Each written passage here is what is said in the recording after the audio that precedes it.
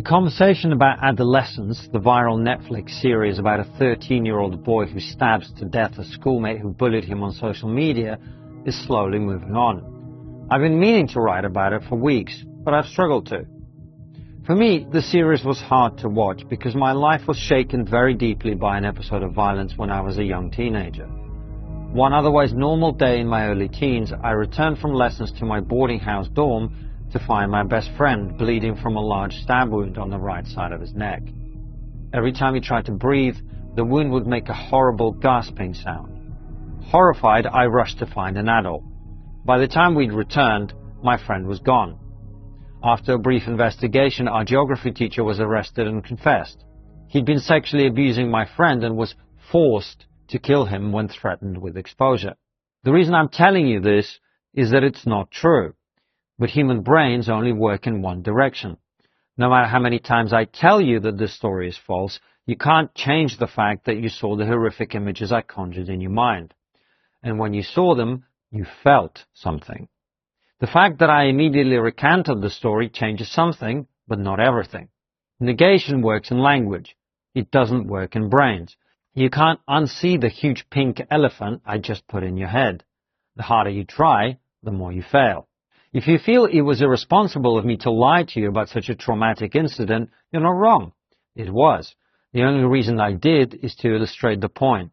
The media, the arts, and entertainment do this to you all the time.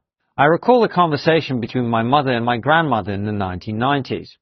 Soap operas were making inroads into the post-Soviet TV market for the first time, and millions of people, like my grandmother, would be glued to the television watching terrible Brazilian actors marry, cheat, and divorce each other with impressive regularity.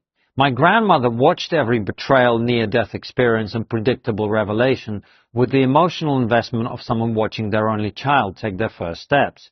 She howled with rage, gasped in shock, and exhaled with relief in all the right places on the emotional roller coaster.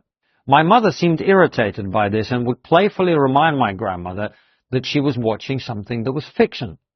My grandmother's response was not to argue the facts. "Leave me alone," she would exclaim, waving my mum's teasing comments away.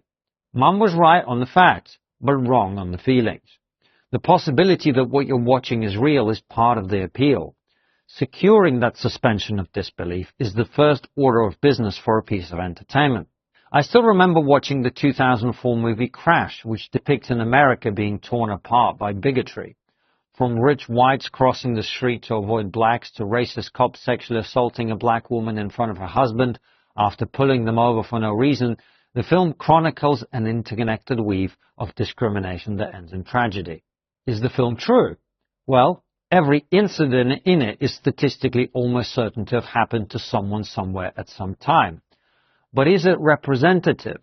Does it leave you with an appropriate level of perception of the issue? Do you believe that if you showed Crash to 1,000 people and then asked them questions about race relations, their answer would be the same as before they watched it? And do you imagine their perspective would be made more commensurate with the scale of the problem, or less? In a 2021 survey, people were asked how many unarmed black men are killed in America every year. Here's what they said. The actual number of unarmed black men killed that year was 11. In other words, regardless of political ideology, the majority of Americans exaggerate the scale of the problem by at least a factor of 10. And half of all liberals think 100 times more unarmed black men are killed by the police than actually are. I know these are abstract numbers, so think about it like this. You have $10,000 in the bank. I try to guess how much money you have. My guess is $1 million. That's the level of misunderstanding that's happening here.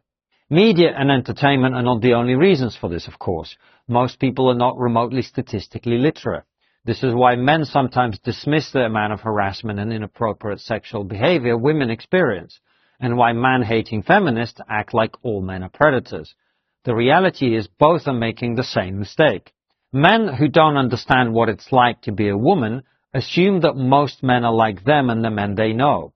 So there couldn't possibly be a real problem with sexual harassment, according to them. Angry feminists, meanwhile, don't understand that their experiences and those of the women they know are real but are not being committed by statistically representative men. Quite the opposite.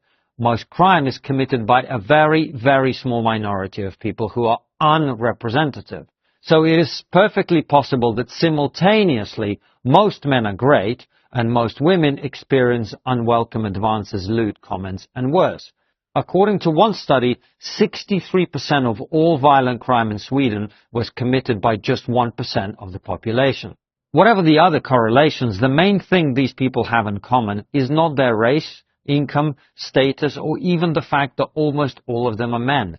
It's that they are prepared to be violent in a country where almost everyone else is not. But art is powerful precisely because it bypasses the logical brain and hits you in the gut. Not only because emotions are more powerful than reason, but also because art can be beautiful. And like all beauty, it can be deceptive. A beautiful person is not necessarily a good person, and beautiful art is not necessarily true. So where does this leave adolescence? Well, for a start, British Prime Minister Keir Starmer described this piece of fiction as a documentary and wants it shown in schools up and down the country. I can see why. Whatever you think of the message behind it, adolescence taps into three primal fears that all parents have. The joys of parenthood come with a price. As a friend told me when my son was born, congratulations, your heart is now outside your body and in someone else's. The safety of his or her children is at the very top of every parent's list of worries. Your own mortality is a trivial concern in comparison. The second fear most parents have is the fear of failing their children. A huge part of the impact of adolescence is the sense in which normal parents doing their best end up raising a normal boy who stabs someone to death. And the third fear is the fear of the unknown. The series shows clueless adults attempting to make sense of the soup of modern social media in which their children swim. The internet is a portal of incomprehensible darkness which can turn your child into a murderer is a terrifying message for parents, especially if they don't actually understand the internet or consider giving young children unsupervised access to it to be normal. What's more, the series is beautifully made with great writing, fantastic acting from the entire cast, and no shortage of drama. But is the story adolescence tells representative? And will the impact it has be proportional or even related to the real problem? I doubt it. If you lived through the COVID pandemic, I hardly need to tell you that people rarely make good decisions when they're afraid. The fact that this series has repeatedly been described as a documentary is extremely worrying. The child killer in adolescence is 13 years old. According to the Ministry of Justice, just 17% of knife crime offences are committed by children aged between 10 and 17. If you make the reasonable assumption that the probability of offending rises with age, under 16s are probably responsible for around half of that 17%. He also comes from a stable two-parent home. While we don't have the exact statistics for the UK or for this specific crime, we do know that American children from fatherless homes are 5 times more likely to commit crime and 20 times more likely to end up in prison. That's not my line, it's Barack Obama's.